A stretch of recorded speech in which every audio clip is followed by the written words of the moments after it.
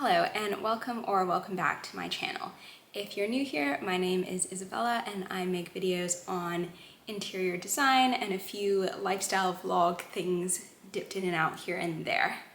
So in today's video, I'm going to talk about the things that I think a lot of interior design content creators here on YouTube and on other social media either really like or really hate, and why I just disagree with their opinions. I'm not a professional, I'm not an interior designer. I just watch a lot of interior design content and have formed my own opinions in my brain. So this is no shade to any of those creators. They are probably much more talented and knowledgeable than I am. These are just my opinions, and I'll link down below some of my favorite interior design creators. The first thing that people always seem to promote is hotel-like beds. And that tends to be really fluffy pillows and a duvet that is a size too big for your bed. So I always hear interior design content creators say that if you have like a queen size bed, you should have a king size duvet. If you have a double, you should have a queen size duvet, etc. I personally don't think that this is necessary. I don't really like a hotel bed that much. I like a flat pillow because I feel like a very fluffy pillow hurts my neck when I try and sleep, because it's like an unnatural position if you don't sleep straight on your back, to just have like your head tilted to the side when you're sleeping. And I also don't like a duvet that's way too big for the bed, because I just feel like I'm drowning in the duvet and there's too much fabric for the size of the space that I'm in. I obviously think that it's good for like your mattress to be covered. So the problem that I have right now is I am using a double duvet and a double bed, but my mattress is very deep and I don't like how that looks. But like most of the time, if you don't have a particularly deep mattress, your duvet is going to cover the sides and the bottom anyway. So I just don't think that having like the plush hotel vibe is necessary, especially if you don't feel like that's comfortable for you. I think that good design should be function over aesthetics, and then aesthetics come afterwards. And so I think being in a bed that you're not comfortable in for the sake of it looking plush and like a hotel is not personally my vibe. So I think it's fine to get the duvet that is designed for the size of your bed. The second thing that I think gets a lot of flack in interior design content is gallery walls. And I think that's because a lot of people picture like these types of boho gallery walls that were really popular in like 2014, 2015, that's full of kind of generic art that you just buy in a big box store instead of something that's like meaningful to you. And I've seen a lot of people say that gallery walls are acceptable within like a bathroom or within a corridor or something like that, rather than in your living room. And I don't agree with that at all. I think that if you want to fill your space with art and like things that have meaning to you and things that are beautiful, those shouldn't be restricted to less frequented places. So there's like this really big British designer called Rita Koning, I think is her name, but that could be wrong. I'll correct myself on screen if that's wrong. And she has had a lot of articles with House and Garden, for example, where she talks about how to design a gallery wall and how to frame things and how to put art up. And in pictures of her London flat, which I think is in Chelsea because she's probably like mega rich off of being an interior designer, she just has her wall covered in art. And I just think that that is really cool to see things that are important and meaningful to someone displayed in a very prominent way. I think there's nothing wrong with a gallery wall, and Rita talks about how it's like a form of wallpaper or just another way of treating the walls in your home. Instead of painting or wallpaper or paneling, that you can just have a gallery wall. And that's what we plan to do with the blank wall in our living room. We're having an art night where loads of people are coming over and making art, and then we're going to put it up in this gallery wall. And I think that it's cool to be able to take things from the people that you love and have them displayed in your space and not sequestered away to a dark corner of your home. That being said, I do think a big piece of art on a wall does look really nice, and I understand why a lot of interior design YouTubers promote that. Like, I'm not saying that doesn't look good, but I also think we should stop hating on the gallery wall just because it was done badly in the past. The next thing is using faux materials. So a lot of people online talk about how it's bad to use faux materials in a house. And I somewhat agree, in the sense that you would rather have real wood than luxury vinyl planks for your floors, or that you'd rather have like an actual stone countertop rather than like a marble peel and stick. I do get that. However, I think that there are other things to be taken into account. And those are mostly surrounding the financial situation that you're in. So one, using real materials tends to be really expensive, and two, most people are renting and can't change those things out. So I think that it's acceptable to use faux materials when the material that already exists isn't the real thing. So a good example of this is Lone Fox just made over Benji Plant's kitchen, and it was like a white wood grain vinyl peel and stick thing that didn't look very nice, and Drew from Lone Fox covered it up with another peel and stick material that was like a dark walnut wood, and it looked so good and it looks like real wood. And I think a lot of people would say that, oh, you should stick with authentic materials, etc. But given that the material that was there already wasn't authentic, and the fact that this is a rental, so you can't just rip out the cabinets and replace them with real wood, I think that this was a really good solution that made the place a lot warmer and a lot more cozy. And so I think that we need to have a little bit more nuance when we're talking about the types of materials that we can use. This next one is my number one pet peeve, and I feel like so many interior design content creators talk about it, which is people saying like, oh, you should have bookshelves and then display like your knickknacks, and you can just buy some books from a charity shop as decor. And I think that's so weird. Why are you buying books as decor? Like, I don't think that people would buy like board games or clothes or a TV or other forms of entertainment just as decor. I think that's very strange. And maybe this is because like I'm someone that really loves books, and our bookshelf is like overflowing at the moment, and we probably need to buy more bookshelves. But I think that everyone can benefit from reading, and I know that not a lot of people like reading, but I do think that there is something to be said about finding entertainment outside of doom scrolling on your phone. I say as someone who doom scrolls on my phone a lot, but I think that finding books that are meaningful to you and important to you is something that's really special, and finding joy within reading is something that I think that we should promote rather than just buying books for the sake of having them as decor items and leaving them unread. I think if you don't like reading, that's fine. I think it's weird to decorate your house with something that you actively dislike or choose not to do with your time just for the sake of curating a bookshelf. Like, you can put other things on shelves. For example, if you love plants and you're a big and you're a big plant collector, then you can have that on your shelves.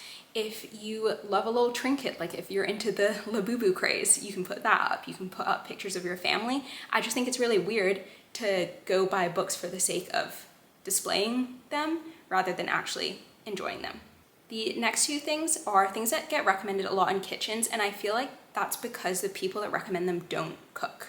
And if you know me in real life, you know that I don't cook that much, but me and my flatmate host a lot, and he cooks a lot. And like, we use basically all of the kitchen counter space. Like, we even bought a butcher block type thing off of Facebook Marketplace that's originally from IKEA, so that we would have more chopping counter space. So I think that taking away from that is quite a strange thing to do unless you're someone that like never cooks. So I see a lot of interior design people recommend putting like a vase of fresh flowers on the countertop, or putting lots of lamps there, or just putting other pieces of decor. And I don't think that that serves the function of a kitchen very well. As I said, I think the function should be the first thing in your home. And if you don't have any counter space because it's cluttered with aesthetic things that someone else told you to buy, I don't think that's a really good use of space. On our kitchen countertop, we just have spice racks, we have the utensils that we use, we have salt, pepper, oil, I think that might be it. And that means that there's like enough space to actually do stuff. And I feel like if we had other bits and bobs on there, it would just get in the way. And I think that you can make your kitchen aesthetic in other ways. So for example, we have a pegboard that's inspired by Julia Child's pegboard, where we have like pots and pans hung up, and that's still functional for us because when we want to cook, we just grab something off of there. Like if we're pulling something out of the oven, we just grab the oven gloves off of the pegboard. But it means that we still have all of the counter and prep space that we need.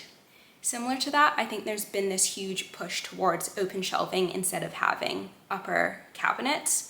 And I don't know if this is just me, like I don't think I have that much stuff, but all of my cabinets are filled with things.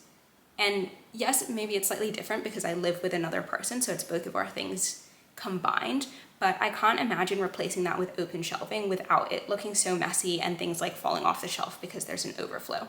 I think it is fine to have both your upper and lower cabinets, and you don't necessarily need open shelving. We have one shelf that's like way above the sink that I can't even reach, so only my flatmate uses it, where we display cookbooks, and I think that's fine because that's not something that you grab all the time, like plates or bowls or whatever it is.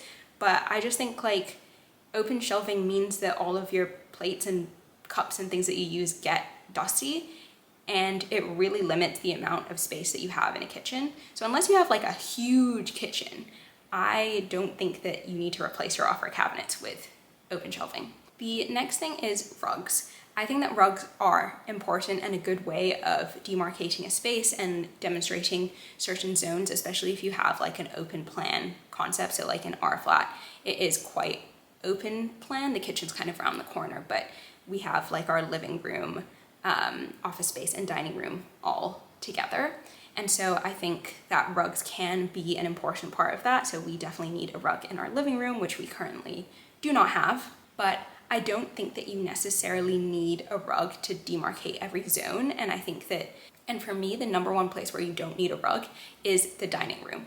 I don't know about you, but we have a lot of guests and myself that are like messy eaters. Things get spilled on the table, things get spilled on the floor. It is so much easier to vacuum and mop like a hardwood or vinyl plank floor than it is to do that with a rug or carpet. Like that's why it would be really weird to have carpet in a kitchen or in a dining room, because you're just gonna get food particles in it.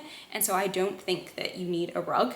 I think that there are many beautiful dining rooms that don't have a rug in them and add softness in other ways through like curtains or placemats or plants or table runners or lots of other things. And I just don't think that you need to have a rug under your dining table, because food's just gonna get in there, it's gonna get gunky, it's gonna get gross, and rugs are so expensive you don't wanna have to buy another one to replace it. The next thing is, I don't think everything has to be color drenched. I think that there's a big trend, not just on social media interior design, but in interior design in general, that everything needs to be color drenched. And I just don't think that that's necessary. I think that color drenching can look really beautiful. A lot of the images or places that I really like are color drenched, but I think it's a lot of time and effort, and depending on your space, it just might not work. So I live in the UK where it's really rainy and gray like 90% of the year, and I think color drenching a room can make it look really dark and small. And compared to houses I've seen in the US, I don't know if this is true because these have mostly been online, I feel like flats in the UK, especially in London, which is where I live, are much smaller. And so color drenching that room and making it feel smaller, while it might feel cozier, I just feel like in winter when it gets dark at like 3-4 p.m, you're just gonna be depressed in that room. Secondly, it's so much effort to color drench. Like it's so difficult to paint a ceiling.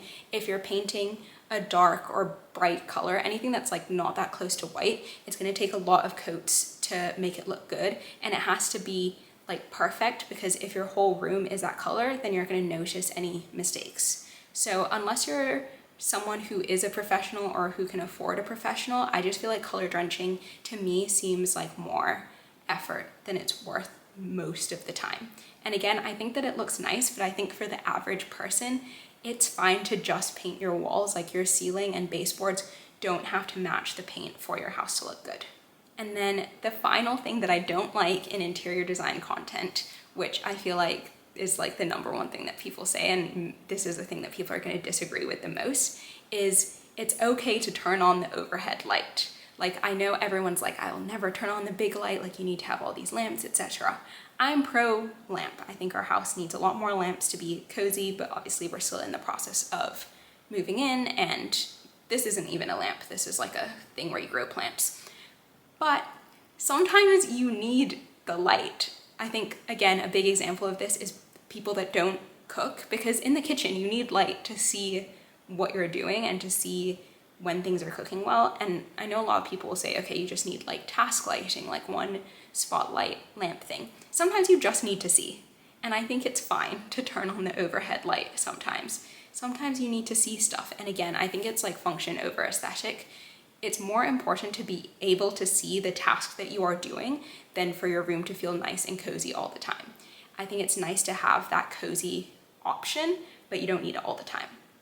Similarly, not all your lights need to be orange. I feel like, especially on Instagram, like more Instagram and TikTok than on YouTube, people are having like 2000 Kelvin lights for everything. And that's too warm, I think, and doesn't provide enough light for the things that you need to do. I don't think you need to have like orange lighting to create a warm and cozy space. You can have a warm white and still have a space that feels homey and comfortable without veering into orange territory. So those are all my interior design hot takes, controversial opinions, disagreeing with your favorite influencers. Again, this is all just for entertainment. A lot of the people who have these opinions are a lot more qualified than I am to give these opinions, so this was all just for fun. If you liked this video and you want to see more interior design content from me, please make sure to subscribe, turn on the notification bell, comment anything you want to comment down below, like this video, etc. All the things. Thank you for watching.